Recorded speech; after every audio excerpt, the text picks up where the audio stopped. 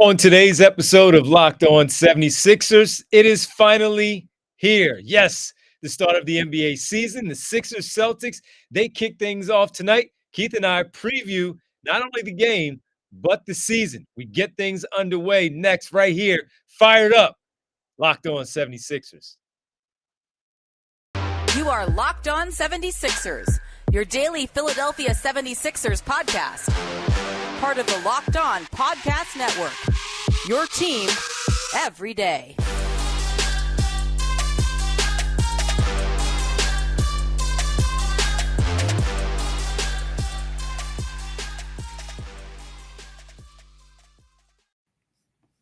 Welcome, you are Locked On 76ers. I am Devon Givens from 97.5 The Fanatic Radio in Philadelphia, alongside my co-host and my partner from theinquirer.com, Sixers beat writer, does a fantastic job. Year number 10 for Keith Pompey. What's going on, man? What's poppin', D? How many years is it for you? 15. That's what I was about to say, man. Come on, bro. You talking about year number 10? What you just trying to one-up me? Year number 15, man. So I'm excited. It's always fun when the season gets underway. Even when it was the bad years, just you knew it was going to be bad with those rebuild years and all. But just to have basketball back and having basketball back in a meaningful way where the team is good and there are high expectations from everybody in the city and looking forward to what they should be able to do. Big off season, as we know. Seeing some of the national people, I saw a couple of them, Keith, already predict that the Sixers are going to win the NBA championship. So it's exciting to have it back, man. It really is. Yeah, it is. It is. I don't know if they can win the chip, though, but that's pretty. And I'm not hating. I'm just saying, I don't know if they can beat Milwaukee or Boston, but we'll see, bro. We'll see. Hey, that's why you win those 12 games in the East, in the playoffs, and then hopefully those 4 in the end in the NBA Finals. So we'll dive into that each and every game, each and every week here with you as we just push through the NBA season.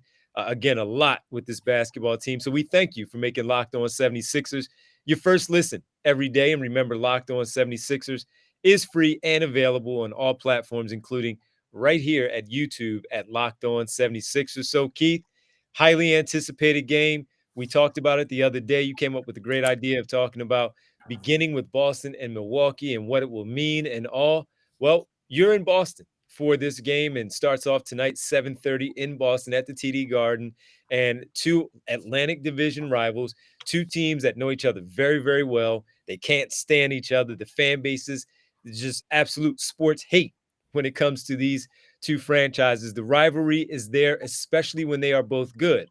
And at this time, they are. Boston, the defending Eastern Conference champions, fell in the NBA Finals 4-2 to the Golden State Warriors, and the 76ers eliminated in the second round to the Miami Heat with the identical series record at 4-2. Disappointing for both teams, more so for the Sixers, because they didn't advance past that second round for the 5th consecutive year in the postseason. Now, Keith, we begin with the game tonight. We know everything that has hovered over the dark cloud over Boston with Ime Udoka. In comes Joe Mazzulla as stepping in as the head coach for this team. Interim, I guess he still is the title because Ime Udoka is still technically suspended for the year. But this basketball team has a new head coach, one of their big free agent pickup. And Danilo Gallinari has torn his ACL. He's out for the season. Malcolm Brogdon acquired in the trade with the Indiana Pacers. He's going to give them a big boost in the backcourt defensively as a leader on the floor and all-star level players. Although he's never made it, he has that type of ability.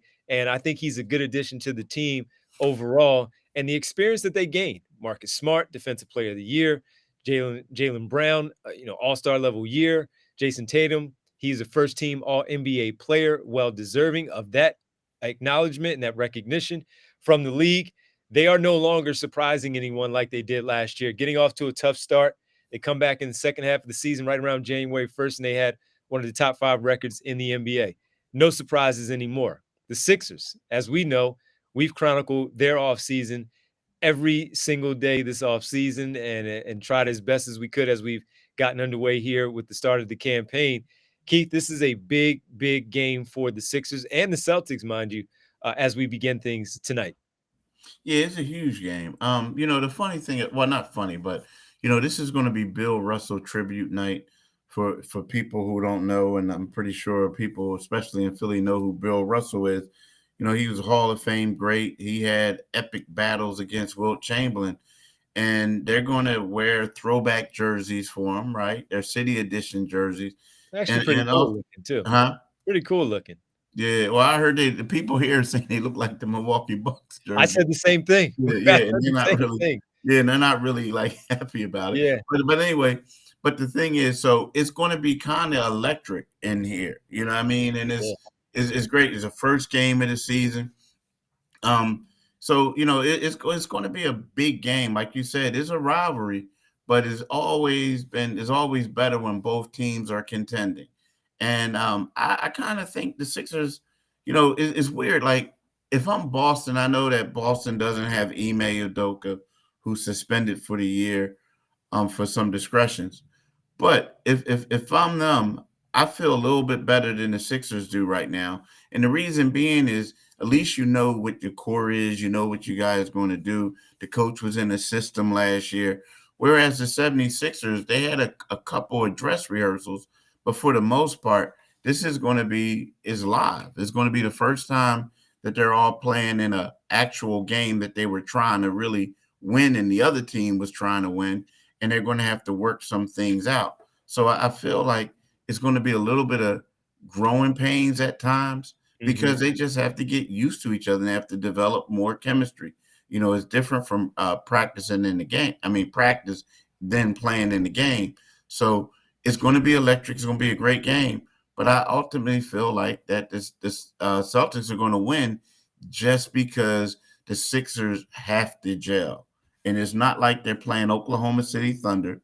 They're playing the Boston Celtics, the defending Eastern Conference champions. And you think when you talk about the gelling factor overall with this team, is more of the fact that they have multiple new pieces, because Malcolm Brogdon is an important piece also for the Milwaukee Bucks, but he is only one piece. So are you looking at it because of the fact that the Sixers have PJ Tucker, DeAnthony Melton, Daniel House, and Montrezl Harrell, four new guys that they have to incorporate into everything with what they do? Is that more of where you're leaning towards? Exactly right, because in all four of the new guys are basically guys who are going to be in a rotation for the most part. You know what I mean? Like, Montrezl Harrell, he either going to be your backup center, or he's going to be your third center, but they're going to have him playing. He's going to play.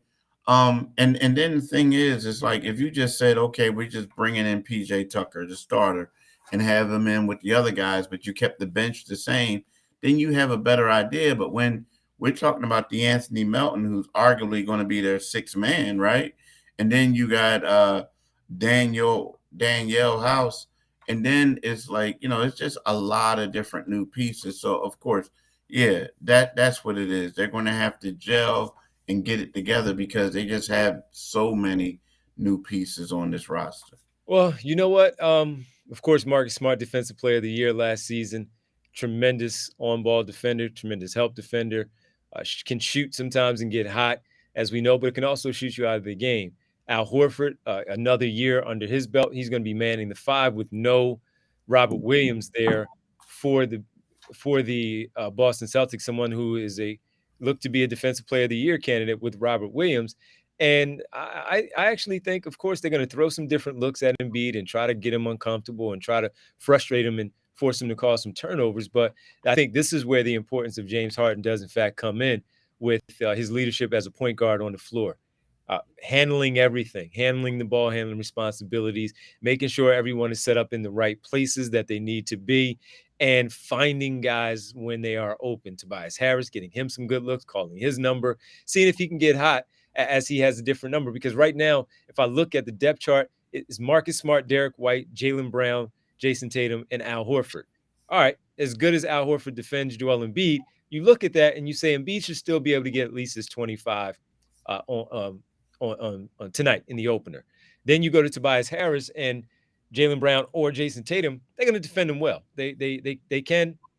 They will be able to, but he should also be able to find some shots himself over those two defenders. They're two very good defenders, but he is a pretty good offensive player, as we know.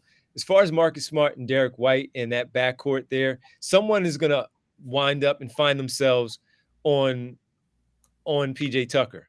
They're going to sag off a lot. So he has to be shot ready, as we know, from the corner, and be able to get that shot up quickly to knock down those open looks. And that help is going to come from different places. When we had a chance to speak to Doc Rivers, Keith, on Monday before leaving to go to Boston, he talked about their passing and Joel Embiid's passing out of the double team and recognizing where those cutters are, where the open man is, having that good angle seen over the defense and not coughing the ball up. Trust and believe. They are going to send that extra help. And they also have to be patient enough to reset that low post position on Embiid when he kicks the ball out, find it right back into the hands of Joel Embiid. Doc Rivers talked about that resetting once the ball goes out, send it back in, have them scrambling a little bit. Maybe you catch them sleeping the defense, and you'll be able to get some good shots. So this is going to be a tough matchup, a good chess match, if you will, against the two coaches. Joe Mazzulla is a new guy. So can Doc Rivers play a big part in this game with the substitution patterns, his play calling in general, the bench and the coaching and what they do and helping to lead to a victory? I can't wait to see how they put this whole thing together. It's going to be grimy. It's going to be ugly. These two teams do not like each other. They know each other very well. And we'll see how long it does take, to your point, of these new acquisitions to start to blend in with one another for positive for this basketball team. And you saying you think Boston takes it, I actually think the Sixers take a close one, less than 5 points on the road, starting off against Boston, because I think they have a better – I think they have – Say it again. I think they have a better overall starting five that can impact things. Who's going to – Smart, I'm assuming, is going to be on Harden or Maxey, and White will take the other. Brogdon, the same deal. I like right now – I think I like the Sixers under 5 points in this one over the Boston Celtics to start things off. Nah, I mean, I'm looking at this lineup. So you got – the only thing is you got Jaylen Brown playing the 3, Jason Tatum at the 4. And look, they can cross – it's the wing, so they'll wind up on different players. Yeah, they're wings, but let's go position by position. Okay, that's fair. All right. So, you know, Jason Tatum was lighting up those dudes in the Miami Heat in the playoffs, right? So we got Jason Tatum against. I'm pretty sure they're going to try to throw PJ Tucker on him. I think Jason wins that, right? He'll just try to get physical with them. Yeah, I mean, I think no matter who guards them, PJ or Tobias, he wins that matchup. I think Jaylen Brown wins the matchup against Tobias, right? Now, again, basketball is not just 5 players. Al Horford guards Embiid very well, right? Well. Mm-hmm. Marcus Smart on Harden. Man, like over. And then you got Derek White on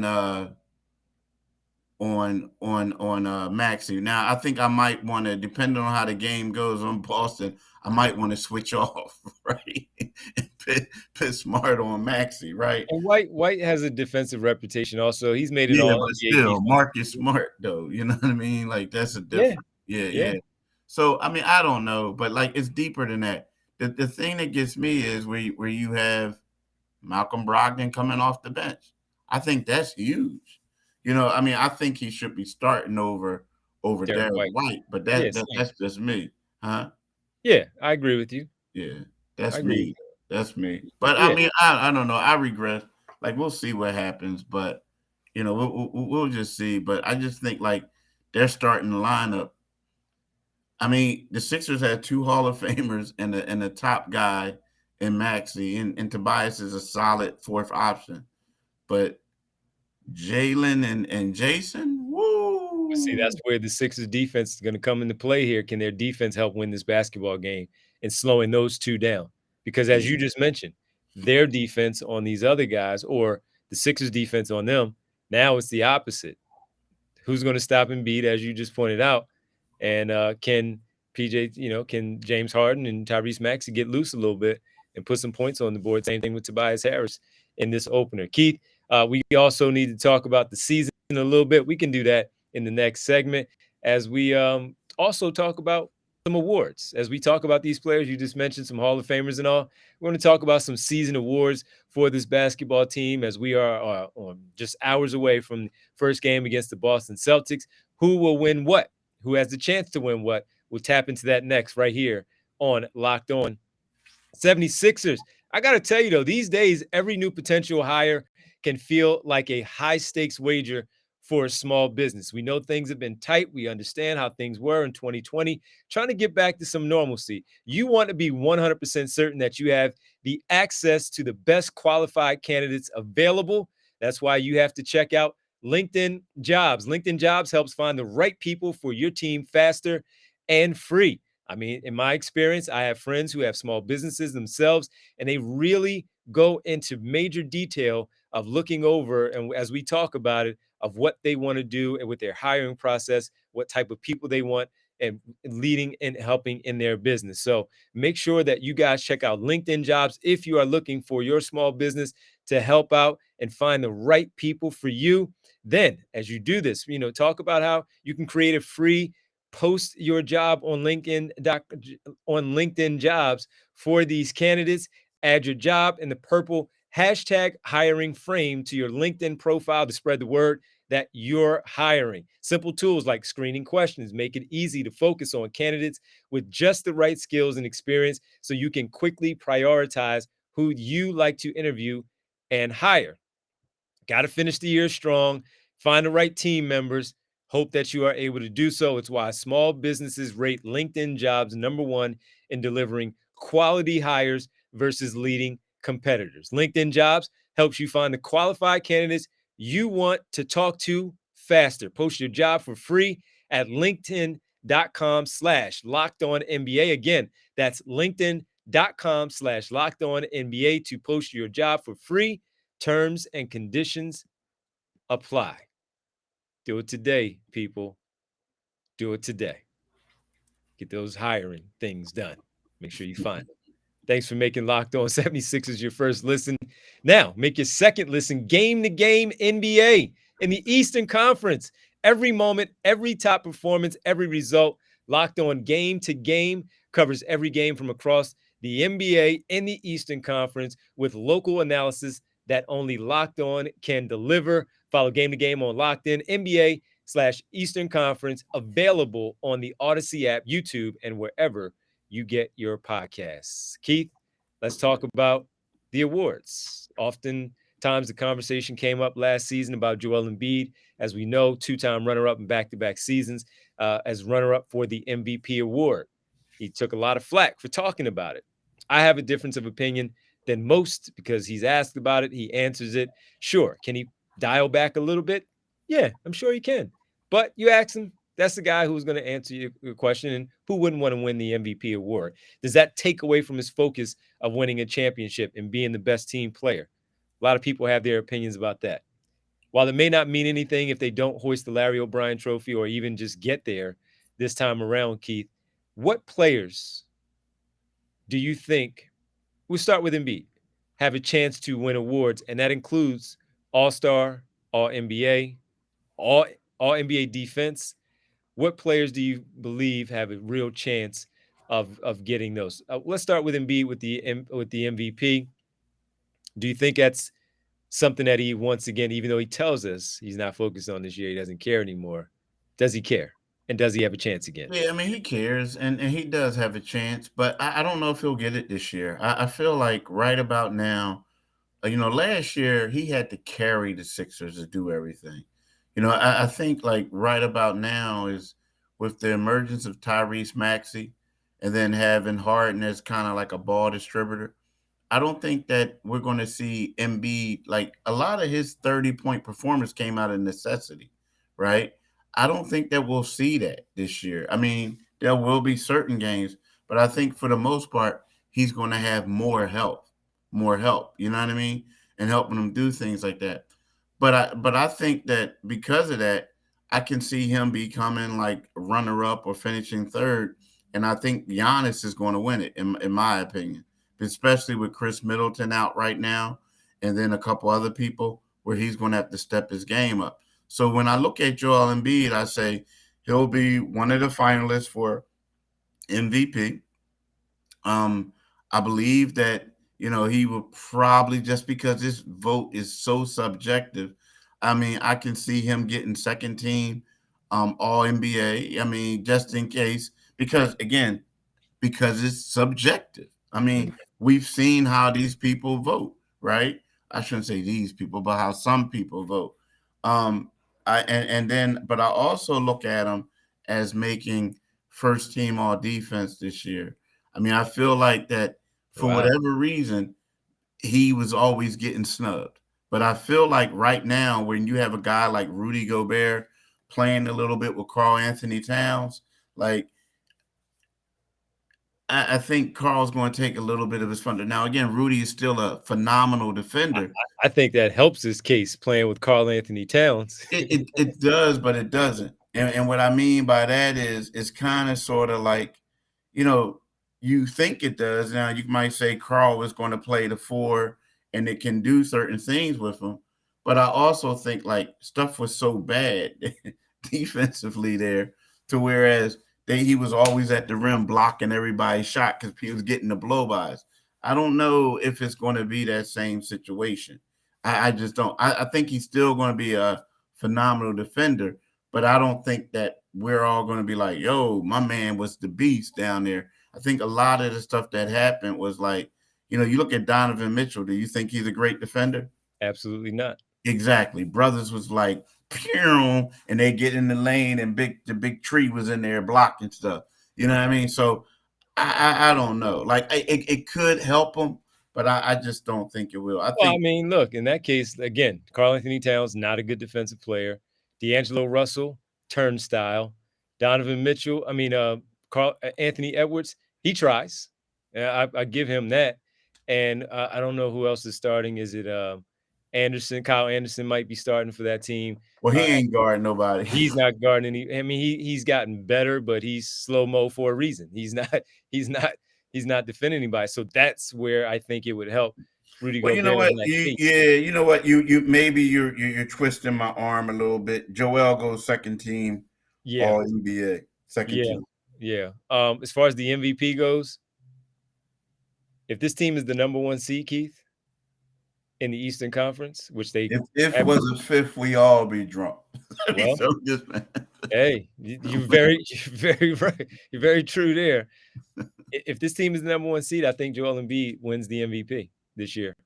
I mean, Um, if they're the number one seed, but see, the funny part is they were the it's not number one it's not out of seed. the realm of They were, possibility that they would be the number one seed in the East. but here's the thing: they were the number one seed 2 years ago, and he didn't win the MVP. He, You know what I he mean? also he Last year, also he huh? also missed he also missed games that year where he didn't last season.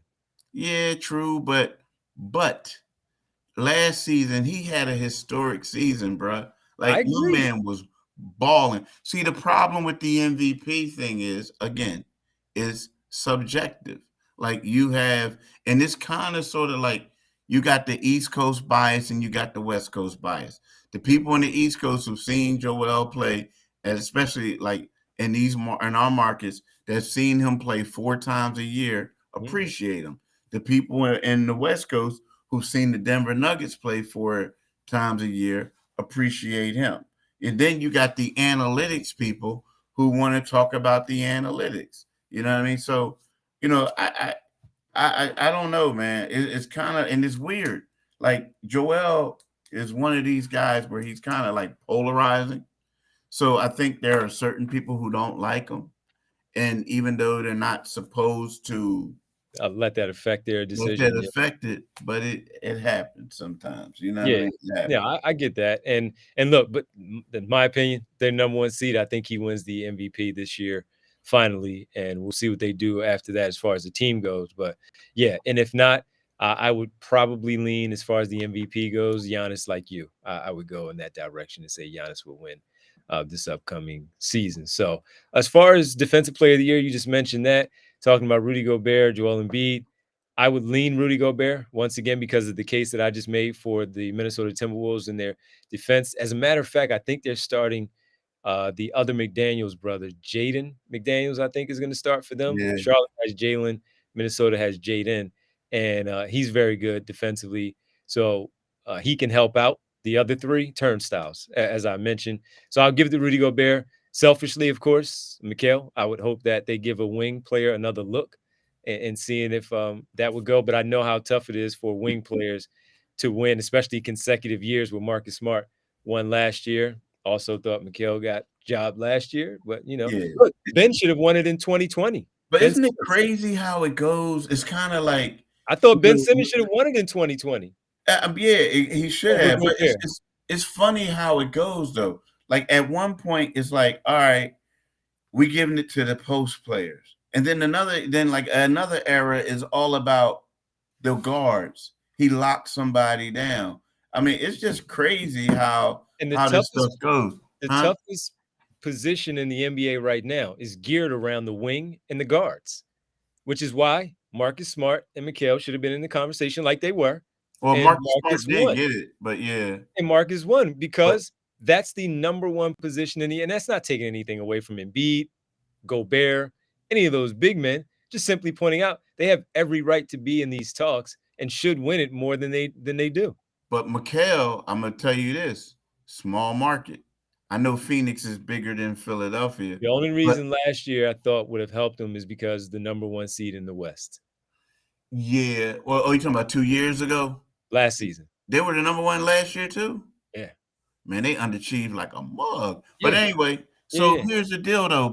So here's the thing. Like, and now we're going back to Sixers. But this is what I think. He's a great defender. Great defender. Got the long arms, can get the balls, can do all types of stuff. He has some phenomenal games. But unless you were like in that market or in like that division, unless you were like a diehard basketball fan, it was like, yeah, man, did you see what the other two guys did? You know what I'm saying? Did you see what Chris Paul did? Did Yeah, you got see what the other one? So it's like, to mhm. me, he's the type of dude, it's like we talking about that East Coast bias. So it's kind of, he's way out there. Now, if he Yeah, was in LA, they would say, oh yeah, well, he's in LA. So I don't know. That again, that's what I'm saying. It's too subjective to me. Now he made and first team, and but at that's the the same, point. Yeah, you that's made the first point. team, so they He made saw first something. team. Yeah, they saw something. They But when saw you look at something. his statistics though, like it was like some crazy statistics to where people should have seen a little bit more, saw a little bit more than what they saw. We But it got is what robbed. it is. Got robbed. But all right, defensive player of the year, all that. And we'll So I'm just gonna get go. traded to Philly. He might not get robbed. That's all right. Does Come back. Tyrese Maxey, year number 3, even with the jump that he made from 8 points per game to 17 points per game last season, does he have a chance to be most improved player? I think he does. I mean, if he continue it on, I think he does. And it's kind of weird because I don't think like, I mean, I give him the improved player thing, but I also think that a lot of him was like he could play. He just didn't play. You know what I mean? But then last year he got some burn and he did it. I think that he has to be in the conversation. I mean, I Mm, understand what he did in the preseason is the preseason, but at the same time, the guy was balling and he showed us like, I honestly think if Tyrese Maxey can go out there and be the second star, like the second leading scorer, I think that which I he think he will. deserved, yeah, and I think he will too. But I think with that, he deserves to be in the conversation. Now, again, I don't know if he'll win the award, but I believe that he deserves to be in the conversation, at least be a finalist for it. Because, there's always somebody who just came out of nowhere. And typically, I hate to say this, in recent years, a lot of times the sixth man of the year has been one of these high lottery picks, right? Who struggled and was like on the road to becoming a bust. And then all of a sudden they like kind of figure it out. And then all of a sudden, oh, that's the sixth man of the year. Six You know man what or I most mean? improved. Huh? I Six mean, the man, most improved. I'm sorry. right? Then they become like the most Because improved. because John Morant won it last year, and that was ridiculous. He was an all-star type Yeah, yeah. player. I mean, And but we already saw it the year before, so it wasn't as if, yes, he improved, but he shouldn't have been qualified for that when he was too good. yeah, again, it's I subjective, think it's bro. gonna be between Maxey and, like, Anthony Edwards this year, and Anthony Edwards was a borderline All-Star last year. So But I yeah, don't I can't see Anthony Edwards get like. So that's what I'm saying. Like, how you the most improved and when you you were should the be an first All-Star. overall pick? Yeah, I mean, you projected to be a multi-year All-Star, first overall pick. Like the bar is so high for you. Like we're talking about Maxey, who was what the 21st overall pick. Mhm. Like, come on, man. Like, see, that's what I'm saying. I don't like that. I do not like that because you get these dudes and like, okay, they the man, but they got to pay their turn. They not well. Then you're not the man. I mean, Yeah, Ant-Man is a good player, he's but I tough. can't see him being the first overall pick to being most improved player. I just don't see it. All right. A couple more, and then we'll move on to our predictions. We talked about that most improved as far as six man. I don't think Montrezl Harrell is going to come off the bench, enough there as far as that first couple of guys to be that player like he wanted a few years ago with the Clippers. Same with DeAnthony Melton. I just don't think point production will be there for them to give him six man when you have guys like Jordan Clarkson averaging 16 points off the bench. But we'll keep an eye on that one. Final one, Keith. All-Star. How many of them are worthy of an All-Star appearance this season? I mean, it's crazy. If they're the number one seed, I think you have to have at least two, right? Um, I think that, but if they don't have the number one seed, I think Joel Embiid is going to be on the All Star right now. And as good as I mean, unless Maxey is straight balling, and the reason being is I'm looking at the guard spot, and we talked about it before. Mhm. It's extremely deep. It's a whole bunch of all stars, and then not only that, you got Dejounte Murray. Now again, I know he was kind of like he made the All Star team because someone was injured, right? But then you also have Donovan Mitchell, right?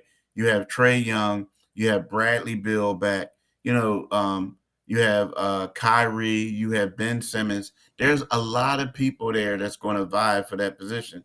Kyle Lowry, I don't know if he'll make it, but he's an all-star. You have Tyler Zach Hero. Levine, Tyler Hero. Tyler Hero, like what I mean. So I think it's going to be hard for them. Now James Harden typically gets grandfathered in, but if he looks like James Harden looked last year, that towards in the playoffs, he ain't making All Star. It just won't happen. I just think it's extremely deep right now. I think there's a lot of elite guards in the Eastern Conference. So unless they're the number one seed, if they're not going to make it. If they are the number one seed, I could see one of the two, maybe Maxey making it. I think they have three possibilities with Embiid, Harden, and Maxey. And I think Harden would make it over Maxey. I don't think they have to be the number one seed to get two. If they're in the top three and they're playing and they're close to those other two in terms of maybe 2-3 games separating them in the win-loss column, they'll get two. And I think James Harden is going to have enough of an impact where he's going to be getting that consideration from the coaches when they make that choice. Yeah, that's a good So point. so I would Yeah, that's a good probably point. lean James Harden and just a slight no for Maxey in year number 3, but he's looking like I'm on my way. You know what I mean? As Yeah, far as an all-star goes, it's tough for Tobias because in the what year was that? 2021 yeah. season when they when they had the number 1 seed. I thought Tobias should have made it over Ben Simmons that year. While I thought Ben Simmons was the defensive player of the year, I thought Simmons took a step back offensively in that first half where Tobias was clearly better than him behind Embiid as that clear number 2 scorer. And I thought that was his best chance, unfortunately for him, to make the All-Star team. So I'll give it to those three as potential guys. Also, before we go, Keith, does Thybulle have a chance to make All NBA again defensively, just because he's so down and so deep down in I the? mean, it depends on how they play him. I mean, the Yeah, crazy I part is, say no. yeah, people are going to say no, but the crazy part about it is, like, as good as DeAnthony Melton is and the hype that he gets, as good as Daniel House is, D House is, PJ Tucker, Matisse is a better defender than all of them. I mean, if His you're going to be problem real, his I problem mean, is offensively yeah, offensively. and So Matisse minutes. my thing is like, if you play him, yeah, he'll get it. It's just a matter of the type of minutes he gets. Now, my thing is though, a guy who can defend like that, you gotta find a spot for him somewhere in the rotation. Like you just do. You do. I mean, because you can't get it twisted. It's kind of like saying, yo, we got the best running back in the country, one of the best running backs in the country, but we want to air it out every play, we throw to the wide out. Nah, sometimes you got to get that running back some plays, man. You know what I mean? If you have it. So Very curious to see as you talk about that tonight. All the defensive players we speak about, Garden, Tatum, and Brown. Matisse Thybulle defends Jason Tatum as best as possible. So like a lot of these guys in the league, he does a really good job against Jason Tatum. So curious to see when his number is called tonight in this game, especially if he's having his way, Jason Tatum, against whomever is guarding him with that first unit. So, yep. All right, man. And you know, we'll talk about it as we give our predictions on the other side. The fact that he did not get a contract extension. We'll come back. Final segment right here, locked on 76ers.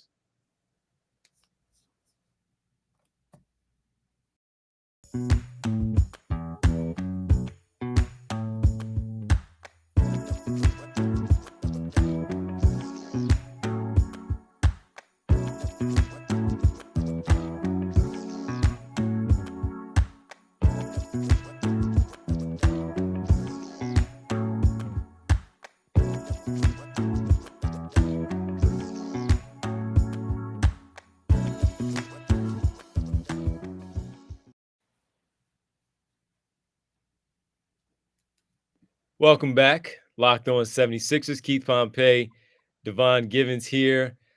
Keith, we got to talk about now our predictions in general. And we've mentioned it a lot of where you are, where I am, and see where we go from here. Um, so I'll start with me. And we mentioned already first team, number one overall seed, all that stuff in the Eastern Conference.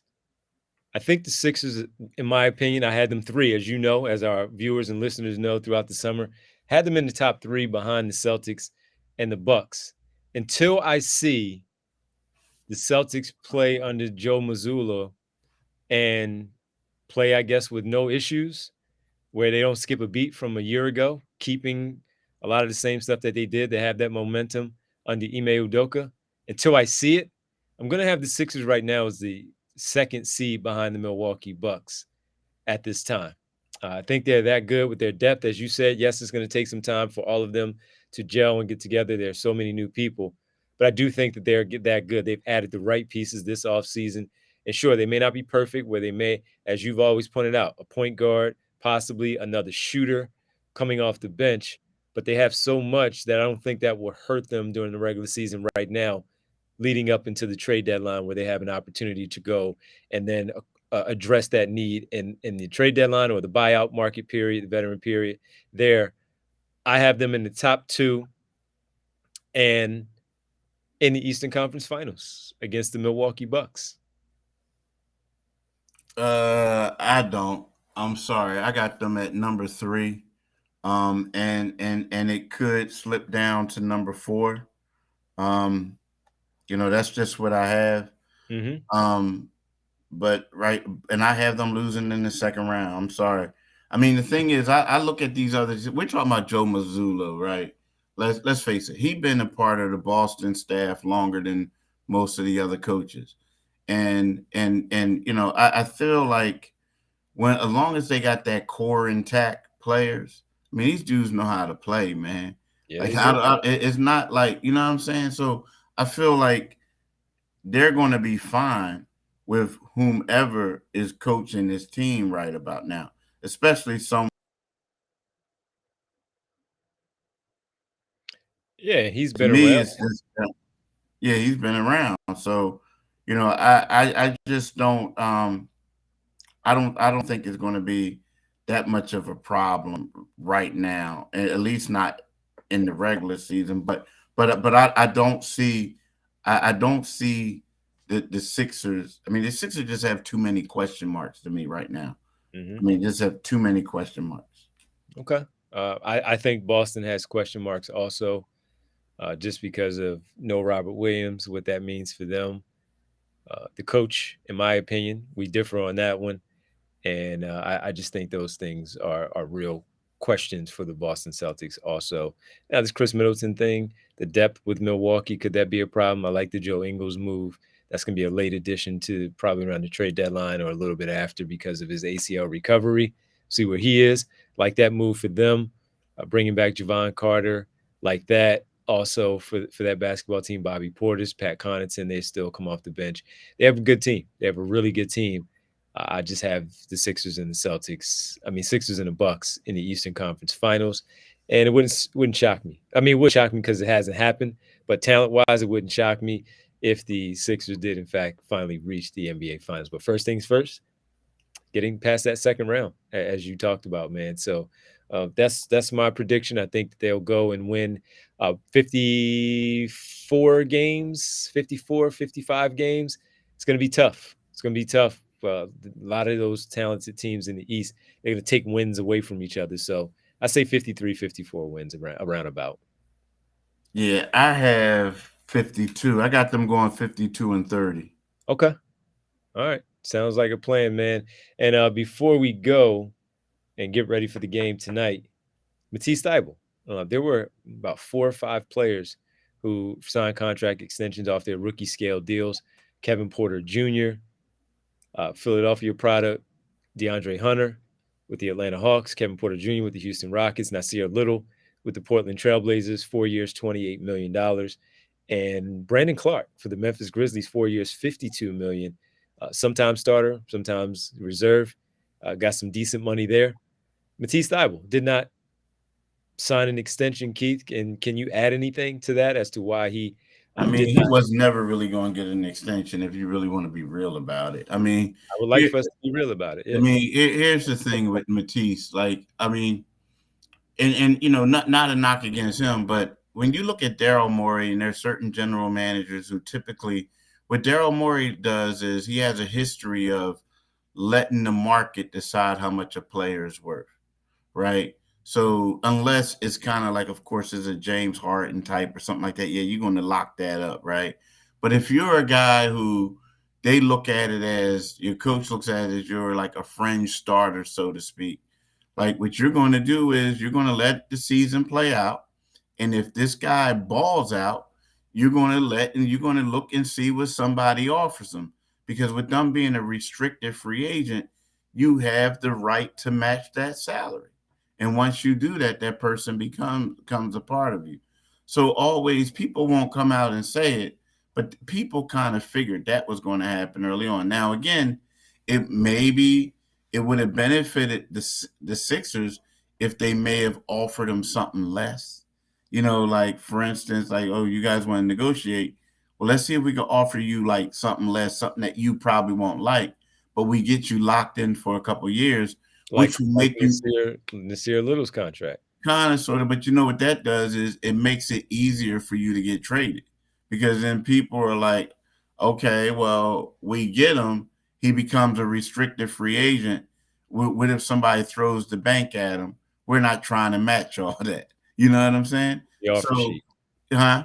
With the offer sheet. Yeah, with the offer sheet. So like that, so I kind of felt like he wasn't going to get an extension, not a really nice one, because the Sixers want, if he balls out, they want the market to decide how much money they should pay him, and then they'll go accordingly. But if not, then he could just walk.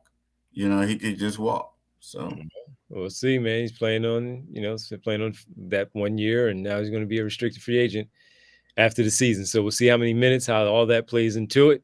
It's going to be a fun season, man. Keith, I'm excited that it's back. I'm looking forward to it. Here we are for yet another NBA year.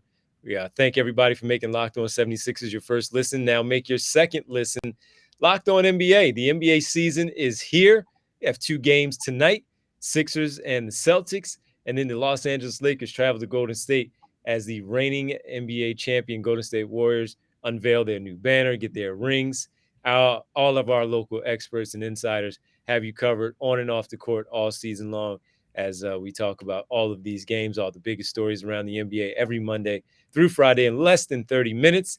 Available on YouTube, Odyssey, and wherever you get your podcast.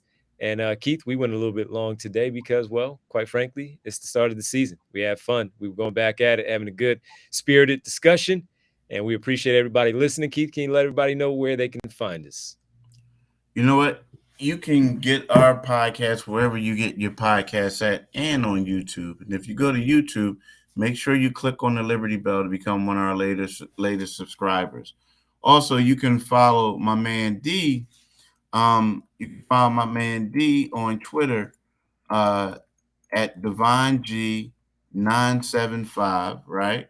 And he'll be tweeting all great stuff throughout the day. He gets the latest info. And then tonight, you can check my man out on the Divine Giving Show from 6 to midnight. Yeah, we got pre-game stuff for the Sixers. We'll have that post-game for the Sixers, but also post-game because when we get on around approximately 10:30, the Phillies are still playing. So we'll be also doing that. Started the NLCS. Yeah, and then you can get me on Twitter at Pompey on Sixers. You can also follow me on Enquirer.com. We'll have the game coverage for you after the game. And next morning, you could get some more stories. So make sure you listen to D, listen to this podcast, listen to my man D, and then go to Enquirer.com and read the articles on the season opener with the Boston Celtics. Really appreciate it, everybody. Thanks for listening. Thanks for watching. Keith, as always, man, look forward to it. We'll be back tomorrow recapping game number 1, Sixers Celtics. We'll discuss it tomorrow. Thanks, man. All right, brother. Peace. Have a good time. Peace. Same to you, my man. Peace.